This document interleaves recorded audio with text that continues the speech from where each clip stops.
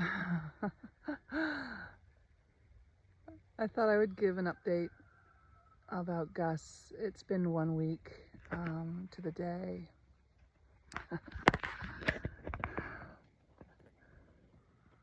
Thought I'd have a little quiet minute, but there they all come. Hi, everyone.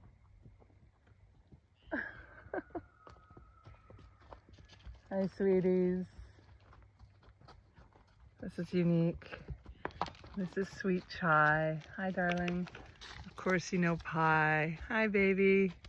And in the rear comes my Frank. There's your little legs. So I just thought that I would give a little update because I've been back on the chores today.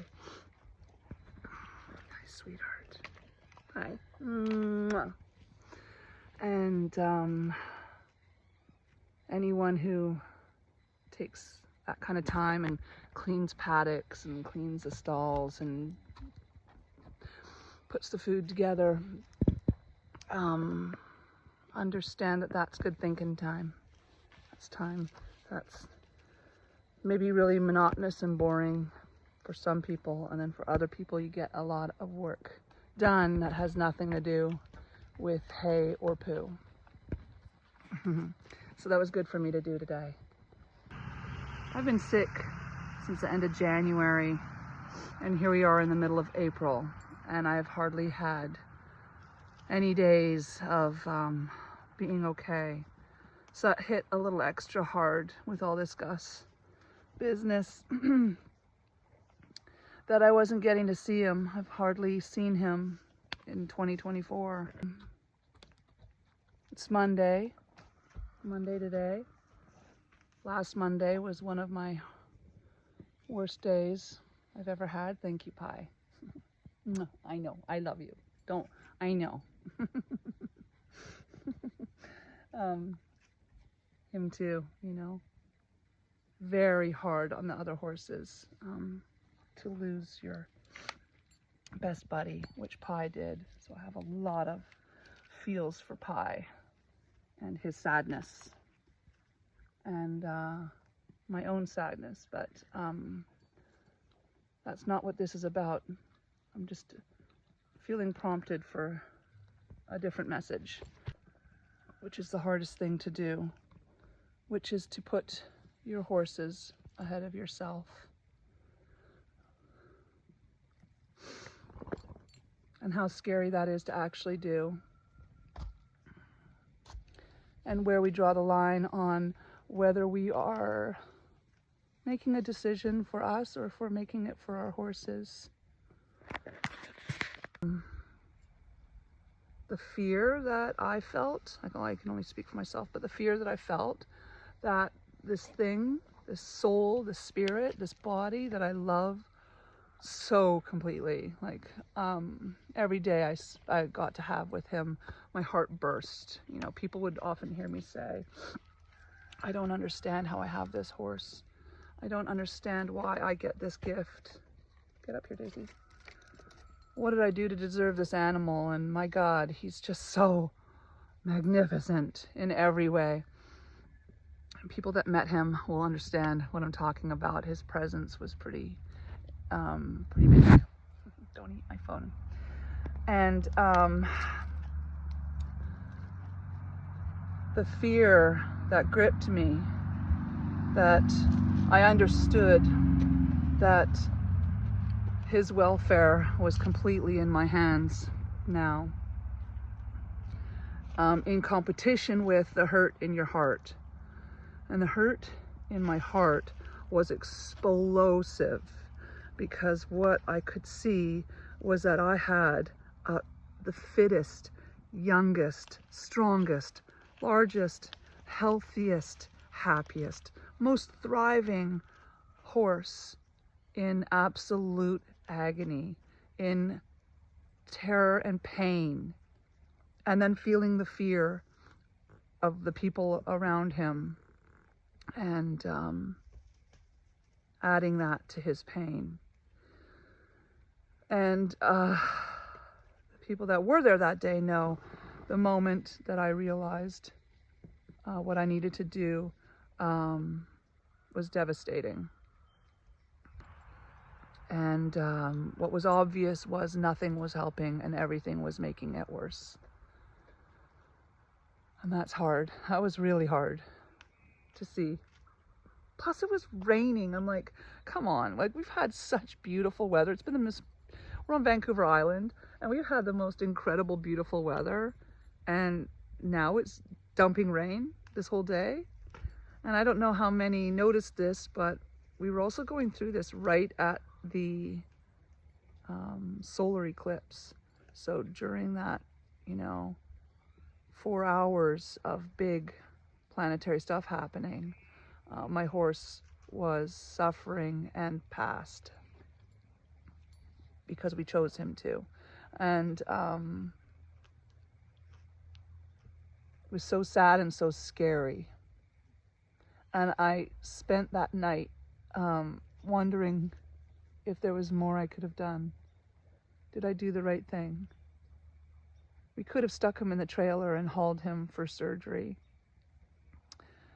And everything in my heart and soul and brain screamed at me, if you put him in that trailer, your day is going to get a lot worse.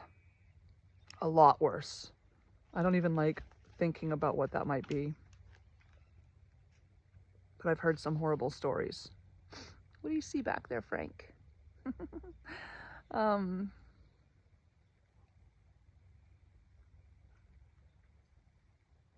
So I had to do the hardest thing. I had to do the hardest thing. I had to take my not even 5-year-old horse and put him down.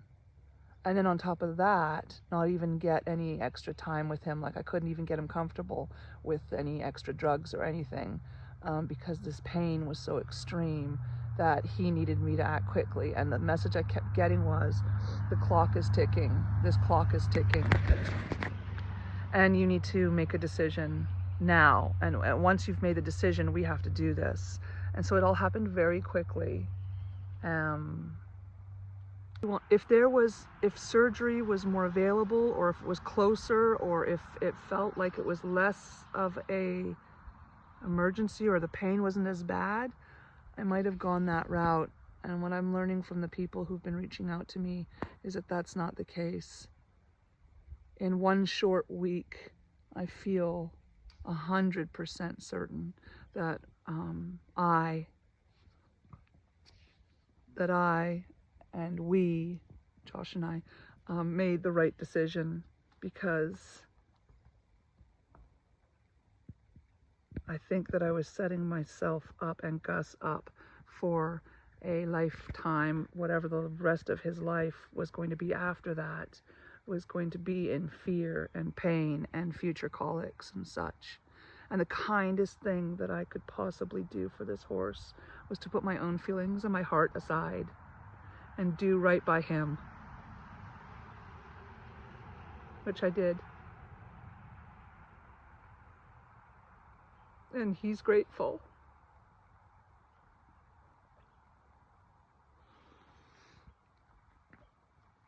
And I hope, and this is why I'm doing this message, I hope that when that time comes, whether you have a 3-year-old or 1-year-old or 28-year-old horse, hanging on for our hearts is not the right way forward. You have to set your heart aside, and you have to look at the horse in front of you, and you have to make that decision for them, and feel right about it.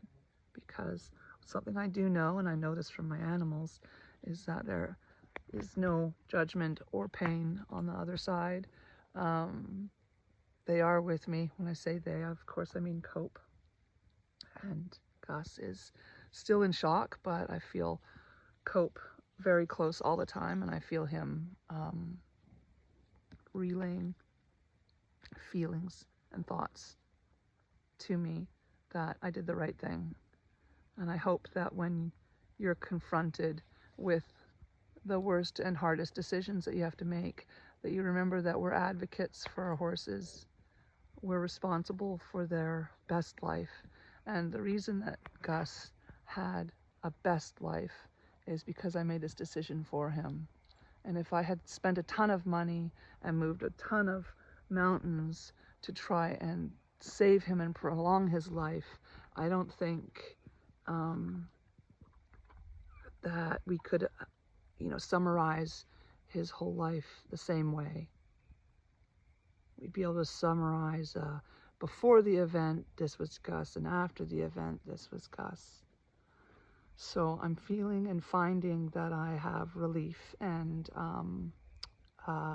contentment that I did the right thing for him, and that he had a richer life, a better life, because I was able to put my heart aside and think about him. And I hope that this reaches some other people maybe that are suffering with prolonging their horses' lives. I understand how hard it is.